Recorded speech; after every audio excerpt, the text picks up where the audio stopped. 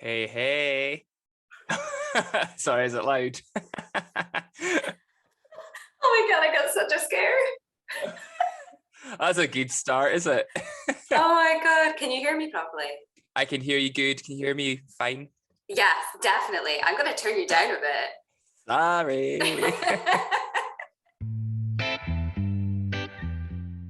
Hello and welcome to the final episode of Series 2 of Dishin It. I'm Colin, also known as the Food Hoover, and for the past 18 episodes I've been graced with 21 fantastic guests to share their food memories, brand stories and brilliant blether about the Scottish food scene. In this episode I'm joined by Sarah Gordon, who goes by the cooking alias The Ginger Chef, a fountain of knowledge when it comes to recipes and food reviews, and it's all very Instagrammable too. Taking a break from cooking up a storm in the kitchen, Sarah joins me to share her top food picks from all across Scotland as she creates her fiendishly brilliant Scottish food safari. So hold out your plate for one sizable portion of food chat, and I'll catch you at the end for one finale roundup.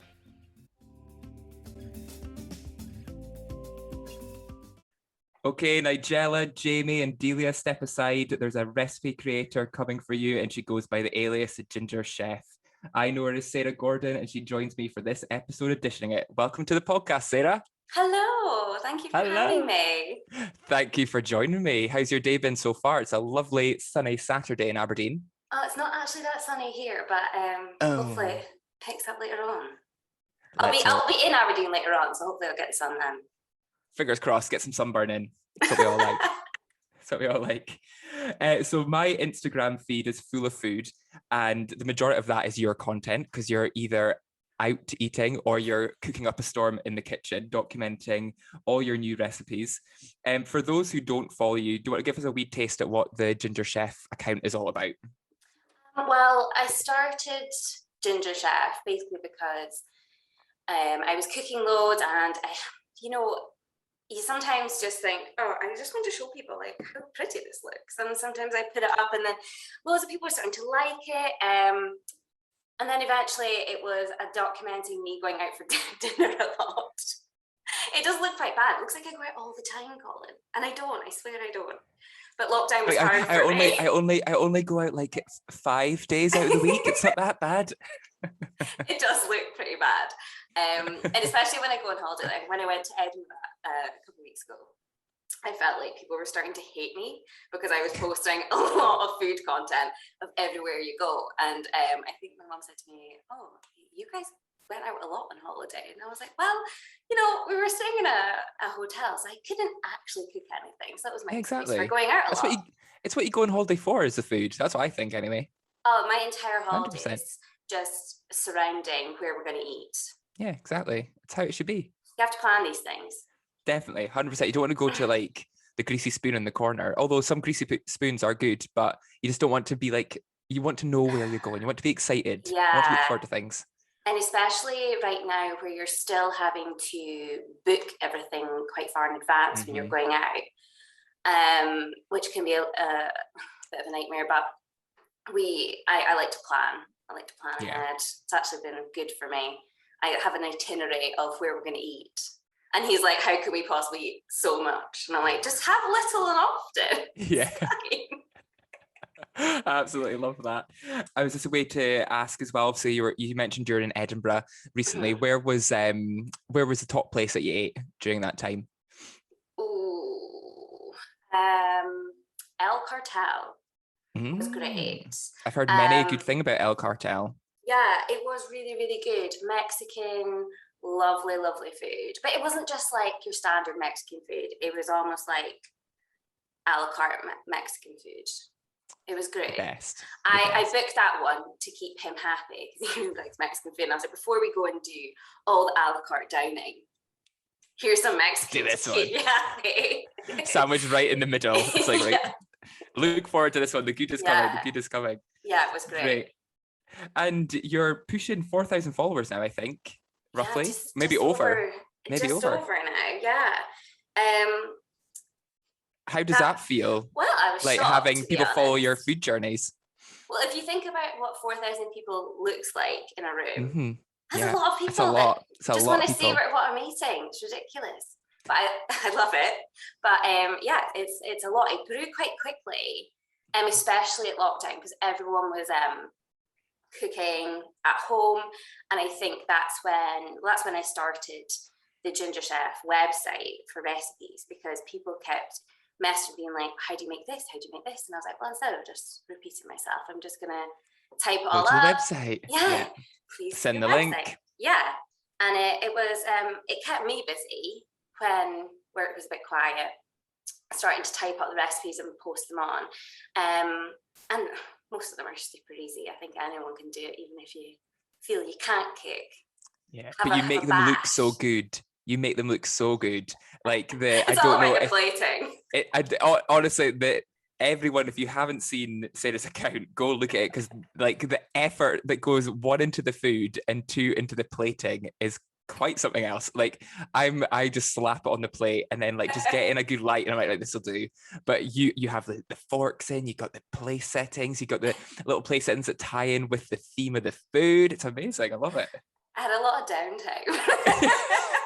Like, what can I say? I was twiddling my thumbs. At the same time, like, Stuart's waiting like 3 hours for dinner, and he was like, is it ready? And I'm like, yeah. I'm like, sorry, still to take pictures. And I tend to give him his plate, and I'm like, go nuts. I'm gonna just take loads of pictures of mine from 50 different angles and put a ring light in and do all this stuff, and then I end up eating mine when it's cold. But it's the sacrifice that we make. It's a sacrifice of a food blogger. Like, it really is. Like, I think you just have to just get used to lukewarm food. Really, yeah, totally. And like, especially when like companies might approach you about like tasting their food and maybe doing some PR for them. You receive all the food at home. After I plate it all up, take all the pictures and taste it all and write things down, it's freezing. And he's just sitting there in the corner like, can I just ham into this now? Like, are you finished? Are you finished taking all your pictures? And yeah, it's a bit tedious, but it's end of the day, it's great. Free food. Exactly. Free food and sharing the love of food. What better? I know, exactly. And so imagine a world where the Ginger Chef account didn't exist, and what a sad little world that would be. Dear God, Colin. Dear God, don't say such things. What food account would you steer people towards that everyone needs to follow, in your eyes? Ooh, that's difficult. I would say I really like Nikki's World. She's a good egg. Love her account, yes. And I feel like she's always like got good places to go eat, and it's everywhere across the UK. She's really good.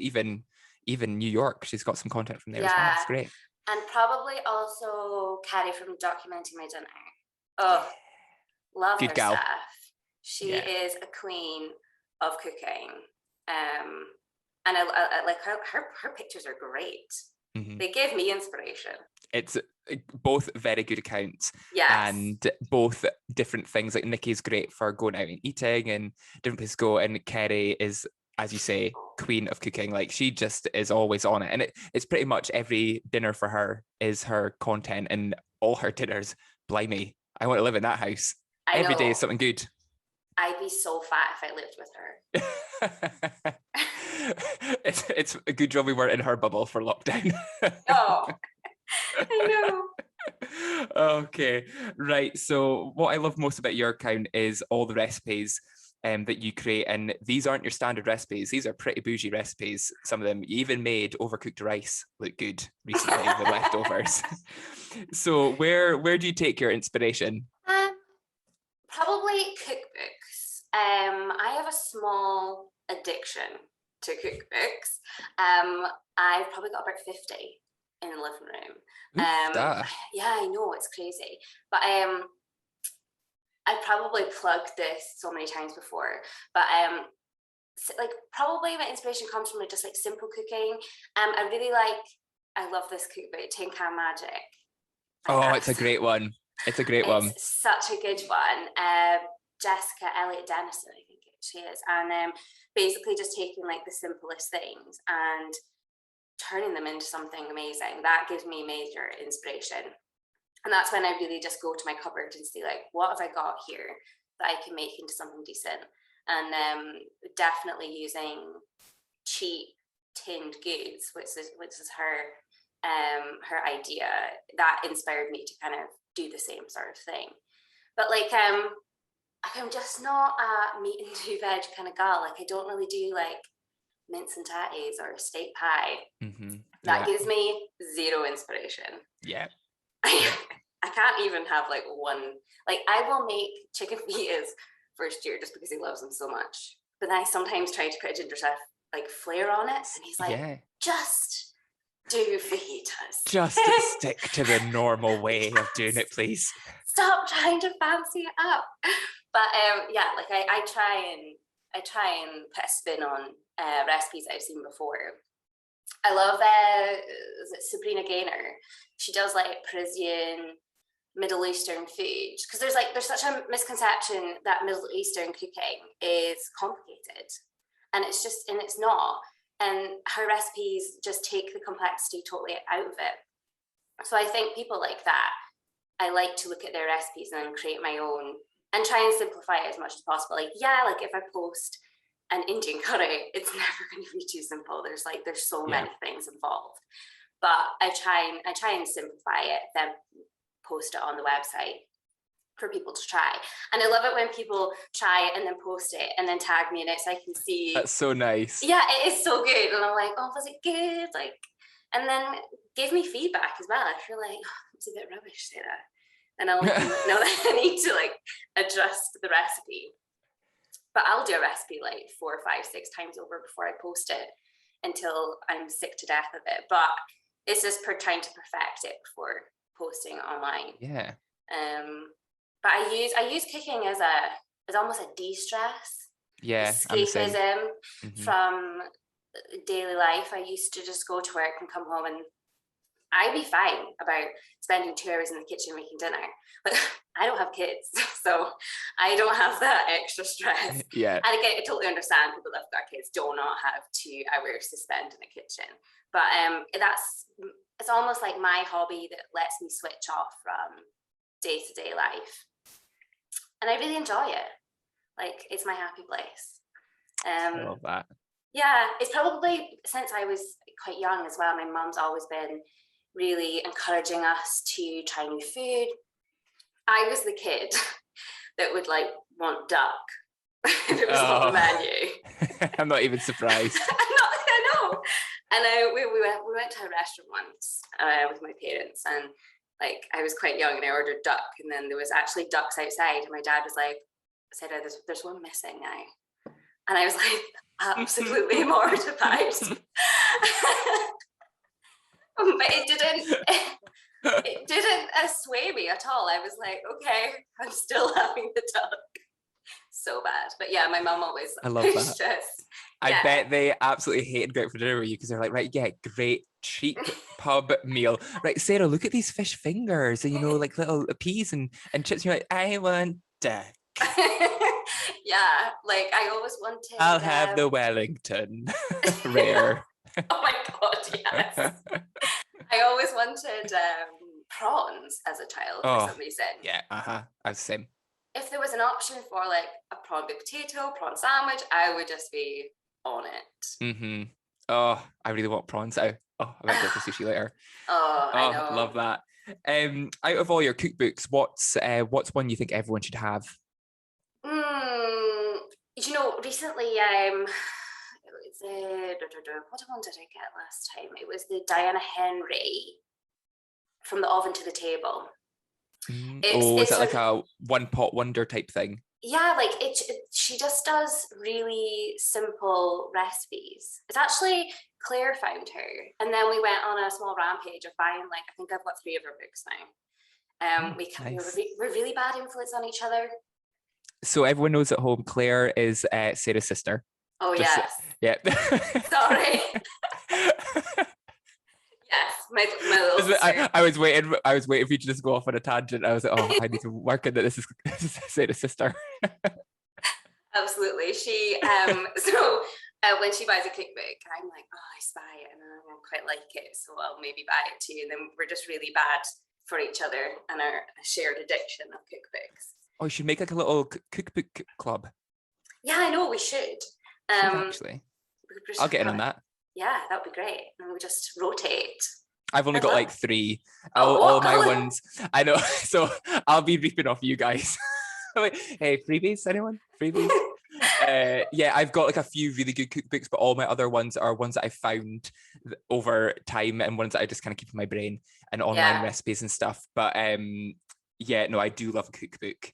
It's always good. I think it's that thing with cooking. I think people overcomplicate and think that cooking is really complicated when really it's just putting things together in the right quantities, and baking is the thing people should be scared of. Baking is scary.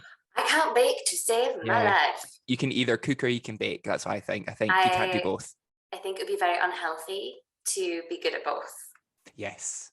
You'd never leave the house. I can't bring that into the mix. But I think like once you have a concept of like salt, fats, acid, heat, then you can basically make anything. But once you get into the rhythm of knowing how to sweeten something, or if it needs salt, if it needs like lemon juice, stock, like once you figure that out, I think you can basically make anything you want. And where do you think your cooking bug came from? Was it just something that's always been with you, or was it just cooking with your mum at home, or how did it all come about, do you think? So mum's always been encouraging us to cook. We would always kind of help her out in the kitchen. And then as we grew up, we used to just cook all the time at home.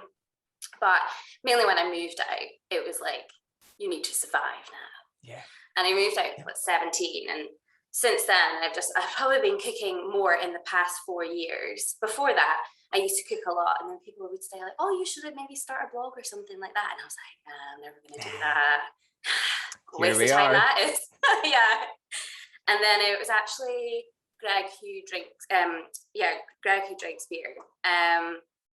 He is my friend's husband, and he kept pushing me. He was like, you really need to start a blog or something. Like, if you just do it and you'll see how good it is, and apply yourself to it. And he gave me the final push to start Ginger Chef. All credit to Greg. Thank you, Greg. Thank you, Greg. I guess that thing is what I think it is daunting at first, because I was the same. I wanted to like grow writing skill and whatever, and then I started my blog, and it was like I actually cringe when I think back to it. It was like a lifestyle blog that started like, and then it kind of evolved into a food blog. But there is that horrible bit when you like want to start like, oh god, like it's so cringy, everyone's gonna think it's like so cringe, and no one gives a fuck. Like no one actually cares apart from your own head. And people might, like, we got Debbie Downers out there, like we'll get people who are like, oh my god, it's so cringe. You're like, well, fuck off, I'm doing it. Like bitter Bridgets. Unfollow me, bitter Bridgets. Yes. But yeah, I think it's such a nice release, and as you say, like cooking's a really good release for you, so why not share that with everyone else? And they can always unfollow you if they don't want to. Exactly, they can unfollow if they don't like it.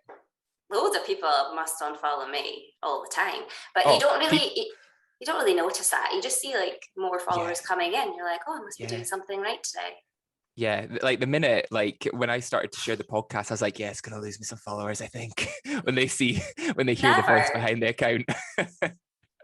I know. I love you just got to do it.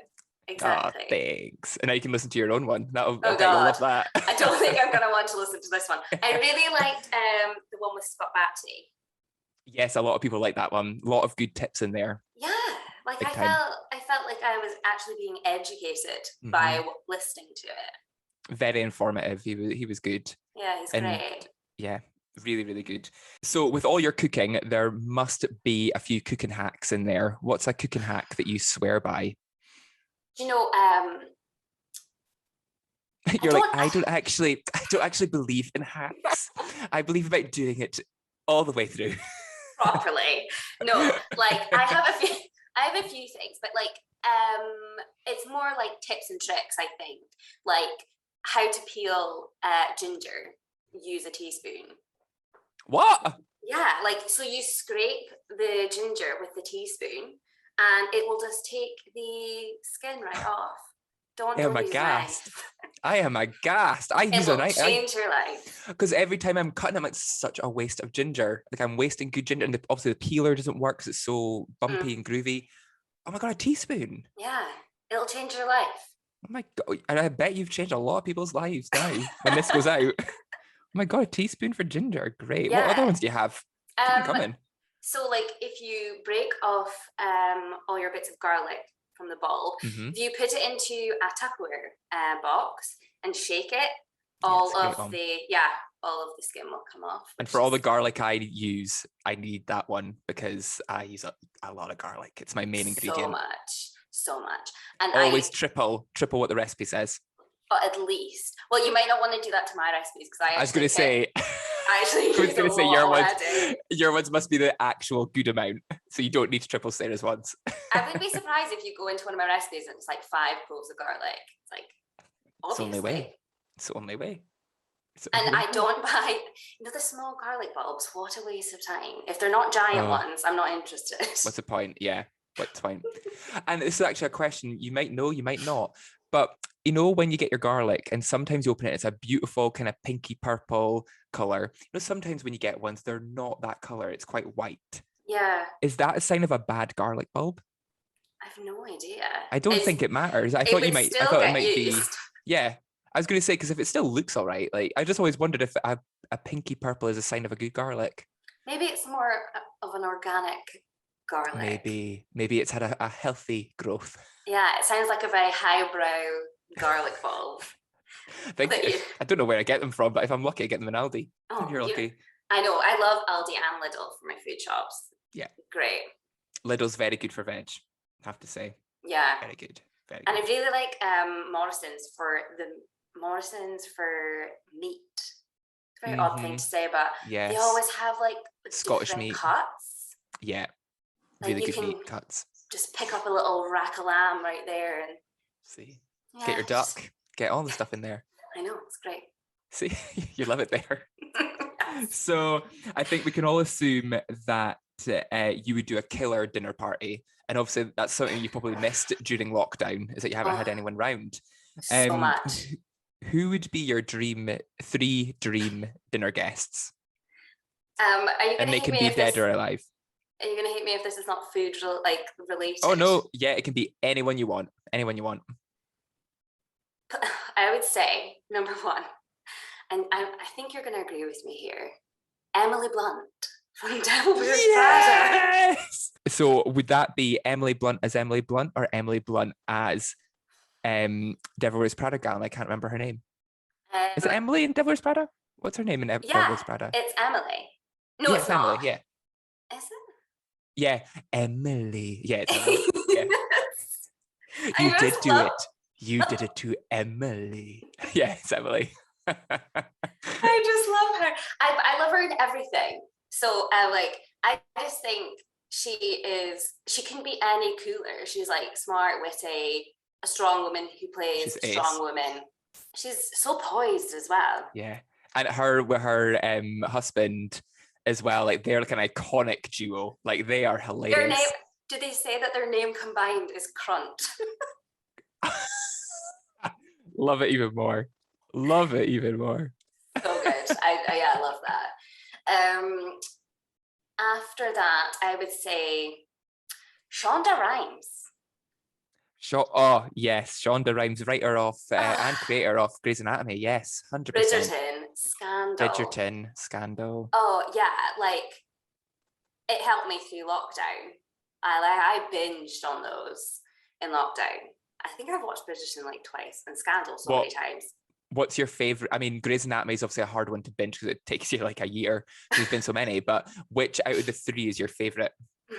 I feel it has to be Grey's. It's iconic. I'm glad you said Grey's. Yeah, it's so Meredith. Good. You just have to. You have to. I think everyone should binge watch Grey's at some point. I think like it's a good watch, and you laugh, you cry quite a bit actually. It's every episode's quite a roller coaster, and I haven't watched it. I think what series are we on now? Are we like? Is it like series 20? I think it must be. Or it's 16 or something. I think I've maybe like on series. I think I maybe series 15 or 14. Maybe I remember I got to a phase I was like right, and I just fell out of it. But I need to get back into it. But they are so good. Very well written, Shonda. If you're listening, Shonda, Well done. Well done, you. If Shonda's listening now, I'll be dead. Can you give me Sarah's address, please? I'd quite like to go to her. I didn't get her invite for the dinner party. I'd quite like to go. She's a legend. She must be feared as well in that world, because she just conquers everything. Yes, 100%. And I love that. Woman at the top of her game. The third one, basically because I have so many questions, is Princess Diana. Oh, yeah, so good idea. Yeah, Princess Di. Like, I'm like, why did you marry him if you knew that he was in love with somebody else? Like, after watching The Crown. Yeah, it makes you think. My mum still gets emotional when you speak about Princess Diana. No. There was, I know, she loved her. And it's funny because, like, when you go back on photos, like, mum had the Diana cut, like the Diana hair. Mum wasn't blonde either. It was like brunette, but she's like, everyone did it. And she dressed like her. Like, when you watch The Crown, I'm like, mum totally wore that outfit. Like, the like high-waisted, like, denim long skirt. Like, that sort of look with buttons down the front. But yeah, I remember once I said, when Meghan Markle came on the scene, I have my opinions about Meghan Markle now, but I won't say them on this podcast. But I remember I said to mum when she first came on, I was like, oh, it's nice. Like, she's fresh, like a nice new freshness to the royal family. She's kind of like a modern day Diana. And mum said, do not compare her to Diana. And then went on a rant, and I was like, all right, okay, soz. I know. I think she would be a great dinner party guest, because that would be a very good lineup of guests, I think. And she would be great. She would be, and you know what? It wouldn't be all about her. She'd let the others speak, I think. Yeah. Another very poised woman. I know I've accidentally chosen 3 women, but I'm, needs girl power. Girl power indeed. What would be like I'm going to go with Emily. What would be your main question for Emily Blunt? If you had a burning question, what would it be? It'd probably be questions like, who do you hate most in the film industry? Because she never says anything bad about anyone, and I'm like, you're harboring this. Yeah, and she would at your dinner party, like there's no filter. She would have to say it. Who do you think it would be? Who do you think she would say? I don't know. I saw an interview recently. It was like she was with The Rock, and they seem to have the weirdest relationship, but they're like best friends, but they're completely different people. And I just think anyone could be friends with Emily Blunt. Yeah. If The Rock is, then anyone can be. Probably like Tom Cruise or something like that. One of the big wigs. Yeah. Yeah, I think Tom Cruise could be it. We'll see. We'll ask her. We'll see if it happens. I'll see what she says when she comes over. Yeah. I'm dying to hear about your dream food safari all across Scotland. I know this is going to be good. You've chosen to go for starter, main, dessert, and after dinner drink. What are you ordering, and where are you going? Colin, if you think I'm only going to choose like one thing per person, I knew you were going to do this as well. Yeah, like that's not happening. Sophie's choice. Starter. So we tend to go here, like I think my past 2 birthdays we've went here, but I love the Silver Darling down at 50. Last time I was there, for my starter, I would have the local lobster with the garlic butter every time. So good. And like I just love the restaurant, with its like panoramic views of the beach, of the harbour, like ships are sailing by. There's literally not a bad seat in it's always good. Always good. Like it's a bit hefty on the bank account when you go there, because it is a bit expensive, but you're paying for the locally fresh caught fish in the morning. Yeah, exactly. And it's just it is a treat, but I'm assuming I have no budget for my budget is endless. Yeah, so it's a gifted meal. Everything's gifted. No expense spared. And no calories exist. No, you can't get drunk that you can't eat your food. Like, it's amazing. Okay, so if that's the case, we'll just add on maybe a bottle of Verve onto that. Oh, great. If you were in Glasgow, I would say Crab Shack. Crab Shack? I've not heard of Crab Shack. Oh, it's seafood that would change your life. I went there a couple weeks ago and I had the langoustines, and I swear they were like massive. I also had the scallops there with the anchovy garlic butter. Oh, I like the sound of Game that. changer. Yeah, Mm. I do love an anchovy. But that was also good. But yeah, I think that's my two. I know it's like quite fish based, but I do like fish as a starter. I was going to say, is a fish starter usually your go-to? You like to Yeah, start on that? I'm the if same. there I like a fish is starter. if there is a fish starter, I think I would go for that more than anything else. Mains. So mains, I would say that my Aberdeen top place at the moment is wild ginger. Oh, wild ginger I is so good. It is like you know why I think it's so good, because it's so unassuming. Like you just don't expect it to be as good as it is, but the naan bread there is amazing, and the curries are just, I don't know, there's something about it. I don't know what it is, but they're just amazing. the wild ginger special masala that's got the giant Bengal king prawns in this like rich sweet sauce is like, I actually asked them last time I went in, and I was like, what is in this? And they're like, I'm sorry, it's like a top secret recipe. And I was like, Can I work here? Yeah. I'll clean my plates. Yes, I'll wash the dishes. Just tell me. But no, it was great. We sometimes get a delivery from there as well. It travels well. It travels well in takeaway, because you're out Dice directions. That's even better because it makes it all the way out there. Yeah, it intact. was, and it is so good. So that's probably my top Aberdeen one. Top Indian for Edinburgh is Dishin. Yes. I've never been. I've only been for breakfast at Dishin. Oh, did you have the naan bacon roll? I did indeed. It was so good. Amazing. Honestly, and that again, I had like no expectation when I went in. I'd heard of Dishin. I was just blown away. It's just like Indian for breakfast, like that. I don't know how that's going to look, and yes, please. Yeah, so good. And the staff are so knowledgeable on the menu. Like the menu is basically like it's like Bombay small plates. If anyone hasn't been before, it's like having picky food, but Indian Bombay style, which is so up my street. Last time I was there, we had the chicken ruby, like the ruby Murray curry. And it was, it's just so good. I could just eat that all day long. Is that named after Judy Murray? Is that like a play on words? Or I think Ruby Murray, isn't that Cockney slang? Ruby Murray curry. I think because honestly, I was like, they surely didn't name a curry after Judy Murray. Judy come Murray. on. They should call it the Judy Murray curry. But no, I love that restaurant. We've been a handful of times. Every time we go to Edinburgh, I always call up to see if there's spaces, because the past few times, well, pre-COVID, people would queue down the street to get into their place. Yeah. So that would be probably my top Indian for Edinburgh. Oh, I actually have another Aberdeen restaurant. I really go for it. Go for it. I like it. Colin's like, we've allocated time for this. Had Julia Bryce on, and I asked what one place in Aberdeen she would want to bring back that isn't open anymore. And I asked for one, and she gave me like 6. So you go, Glen Coco. You recommend. You recommend. Well, Pasta Plus in Rosemount. I have never been, and I've heard many a good thing about Pasta Plus. It's honestly a hidden gem.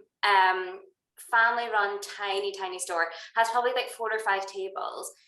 Staff are so lovely. The food is, it's like you're actually in a real Italian restaurant. Small menu. I think there's always specials. I'm kind of like, I do love just having a carbonara or something like that when I go in, just something classic, because it's just so good there. I do really like it. I could see you like just look at like logging into the distance, like, Pasta Plus. Back to it.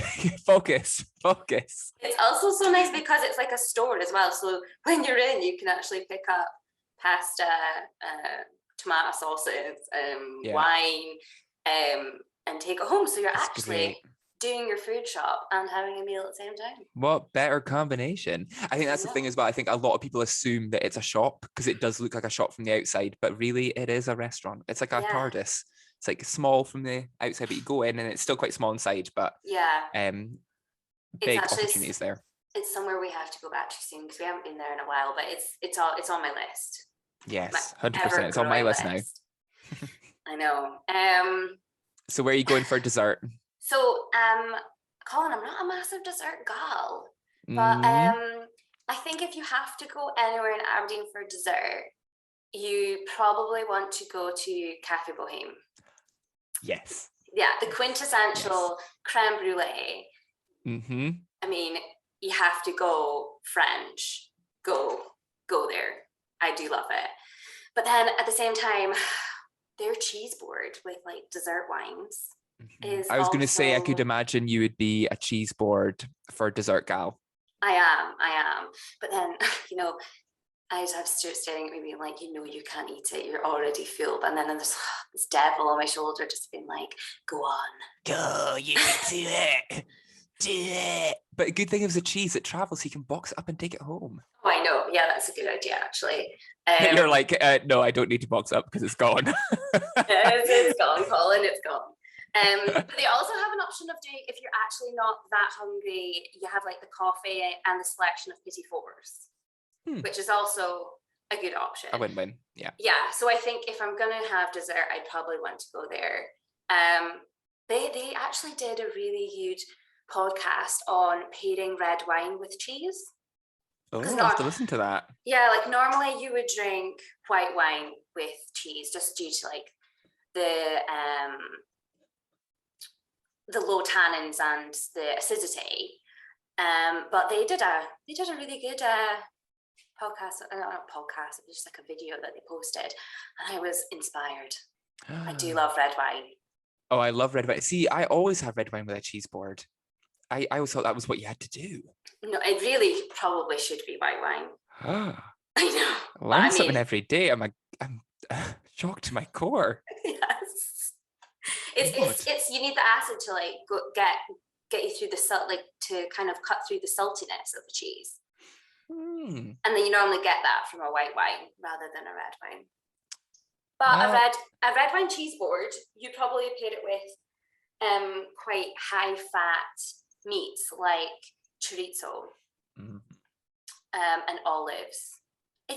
Basically a Spanish type. Yeah, well, I'm doing one thing right. That's fine. That's usually what I've got on my cheese boards. That's okay. Great. Thank God. Thank God for that. Thank God for that. So, what drink is your go-to? So, probably I'm a Malbec gal when I'm going out to eat. But if I'm going to go out for like a cocktail, like I really like Grape and Grain because it's more of a wine bar, I feel, than a cocktail bar. It's really nice. And you don't get much of that in Aberdeen. It's not like wine bars. Yeah, I'm a Malbec gal. But like if I'm having a cocktail, an espresso martini, perks me up. After a meal as well, I feel like if instead of a coffee, an espresso martini all the way. Love it. Where do you think does a good espresso martini in Aberdeen? Tippling? Yeah, Tippling's always a good shout. Yeah, like I do. Shout out to Gomez. Yeah, shout out to Gomez. I love that bar just because, especially in winter, you kind of go down on little tavern. Yeah, it's great. Walls, you feel like you're in a little cave. It's great. Always super cozy, and they also do like good snacks, a little bit of poutine and stuff like when you're having your drinks. That's always a good place to go. I think I like there. Nice, good choices. When you mentioned the Malbec there, it reminded me of so Sarah's sister is Claire, and I used to work with Claire, and me and Claire are friends. And it was Claire's henny a few years ago, and she had a home henny, and it was at Tippling House actually, and then we went to Bar 99. And I'm really bad for having red wine. Like, well, at that time, I would have red wine like just constantly the whole day and just get absolutely rat-arsed. And I remember like me and you were having the Malbec and you're like, Colin, just so you know, the Malbec is lethal from here. but it's so good. And then we were like, yeah, well, fuck it, let's just have it. And then we were drinking it, and I had to go home early. I had to leave. I didn't take myself home. I remember saying to Claire, I was like, I need to go. I'm going to say something I'm going to regret, so I need to go. I know, like I did say that Bar 99 Malbec is probably the most lethal Malbec I've ever had. It's so good. It's so good, but it is so lethal if you drink too much of it. It is. And I had to warn you because I thought it was going down really well. And I was like, please, like, this boy needs help. Yeah, we need to switch to Shiraz or something. Like, this is not going to end good. This boy needs an intervention. I know. It was a great day though. Oh, it was so good. Well, the parts that I saw. I don't know how long it went on after. I don't think we were long after you, to be honest. Great. I you know what? They always just need one person to leave, and then the rest will follow. So if I got everyone home to their beds early, you are welcome. You're welcome. So for all the time you spend in the kitchen, you must have a bumper playlist on the go. What is your feel-good song that always makes it on the list? Probably. I love Edge of 17 by Stevie Nicks. Ah, yes. You know, that is great I pick. do like Great that pick. one. But at the moment, probably like a song that makes me feel good is always Gabrielle Dreams. Dreams can come true. And it's always in my head because Stuart sings it around the house. Oh, is it one of his favourite songs? And for some reason, it just gets into my head. The next minute, I'm singing it as well, and it's just always in the back of my mind. But I would say for boogieing in the kitchen when I'm cooking, it has to be Stevie Nicks. Stevie Nicks. It's always a good one, and I think because it's so repetitive, you just get into it. Yeah, it's so good. Love it. So good. Well, Sarah, thank you so much for joining me today. It's been great to get all your food recommendations. I knew you wouldn't let me down, and I love that you went gung-ho on your starter and your main selections and went OTT in the true form that I knew you would. It's been great. Been an absolute fantastic food ride, and if you ever do get Emily Blunt, Shonda Rhimes, or Princess Diana, maybe not Princess Diana, at your dinner table, please do extend the invite to me. Of course, I would never not invite you to that, and we'll have to hit Bar 99 for some Malbec again. Let's just do it. Wait, I haven't had it in so long. I should be fine now, surely.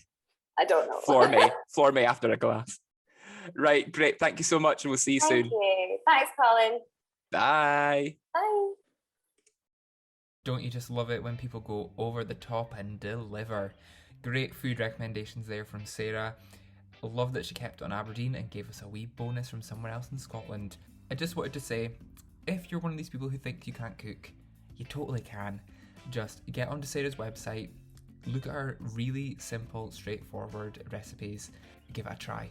Cooking's such a great way to experiment, to release, to just enjoy food and find out new things and find out what you're good at, find out what flavour combinations work. Just give it a try. What more can go wrong? If you burn it, get a takeaway. It's not that bad. It's just a nice thing eating what you've made. But it's not rocket science. You just need to follow the recipe. And when you get to the stage of building your confidence, you can wing it a little bit. And that's what I do now. All my meals are winged. Winged. And there we are at the end of Series 2. If there's one thing I've taken from the past 2 series of this podcast, it's inspiration. From the iLife selling their home to Travel Scotland in a wee van, to Kendall from Simply Donuts having the faith to build a donut empire from scratch, or Dave Griffiths forging a food community here in Aberdeen that's changing perceptions of the city. And that's just scratching the surface. I've been envious to hear the stories of guests living out their passion projects and making things happen. So to that note, I've quit my day job, I've bagged an epic part-time job, all so I can focus on my passion project, food writing. I don't know what the next days, weeks, or months bring, but if I don't try now, I'll never know. Like a great man once said, go for it, man. Jump off the high dive, stare down the barrel of the gun, pee into the wind. And you know what, Joey Tribbiani? I'm peeing into the wind. What I do know is that I'll be back with another series of Dishing It in the not so distant future, with hopefully a lot less time lags. Sorry again. And I'll be joined by plenty more guests to talk up the Scottish food scene. So until then, stay safe, eat well, and speak soon. Who sailed